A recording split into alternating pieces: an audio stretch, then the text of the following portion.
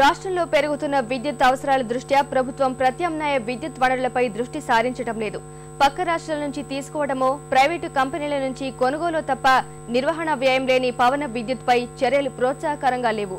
ఫలితంగా ఇతర రాష్ట్రాల పవన విద్యుత్తో పోల్చుకుంటే మనం 10%కే పరిమితమవుతున్నాం.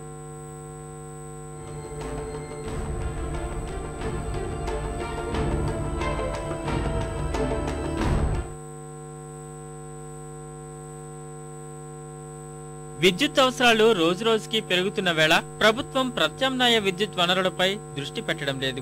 10 ఏళ్ల కిందటే అనంతపురం జిల్లా రామగిరిలో గాలి మరలతో 500 మెగావాట్ల విద్యుత్ ఉత్పత్తి ప్రారంభమైన విస్తరణలో శ్రద్ధ చూపలేదు. ఇదే జిల్లాలో తాడిపత్రి, ఉరవకొండ, వజ్రకరూరు, పెనుకొండ, సింగనమల, సీకేపల్లిలో పవన విద్యుత్ ప్రాజెక్టులు ఏర్పాటు చేశారు. ఇవేగాక తిరుమల, సింహాచలం, నెల్లూరు, కడప జిల్లాలోనూ ప్రైవేట్ కంపెనీలతో 320 మెగావాట్ల మేర పవన విద్యుత్ ఉత్పత్తి జరుగుతోంది.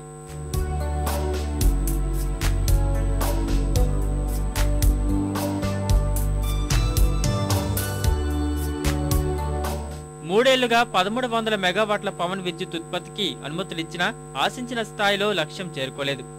మన తర్వాతే అడుగుపెట్టిన మహారాష్ట్ర, తమిళనాడు 3000 మెగావాట్ల విద్యుత్ ఉత్పత్తి చేస్తున్నా అందులో 10%కే మనం పరిమితమయ్యాం. ముఖ్యంగా ఈ కేంద్రాలను గ్రిడ్ కు అనుసంధానం చేసే 220, 340 kV సబ్స్టేషన్ల ఏర్పాటు తప్పనిసరి. కానీ పవన విద్యుత్ ప్రాజెక్టు ఏర్పాటుకు స్థలాన్ని గుర్తించినా గ్రిడ్ ను అనుసంధానం చేయలేని పరిస్థితి.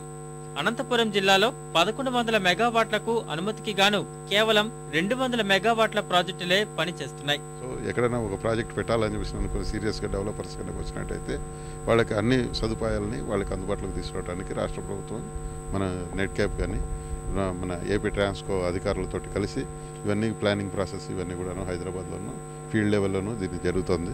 ఇన్ఫ్రాస్ట్రక్చర్ వైజ్ స్ట్రెంగ్తన్ చేయటం, వాళ్ళు పవర్ ఎంత జనరేట్ చేస్తే అంతా రిసీవ్ చేసుకోవడానికి ఏర్పాటు చేయటం. ఇప్పటికైనా ప్రభుత్వం పవన విద్యుత్ ఉత్పత్తికి అనుకూల ప్రాంతాల్ని గుర్తించి గాలి మరల ఏర్పాటుకు చొరవ చూపాలని నిపుణులు కోరుతున్నారు.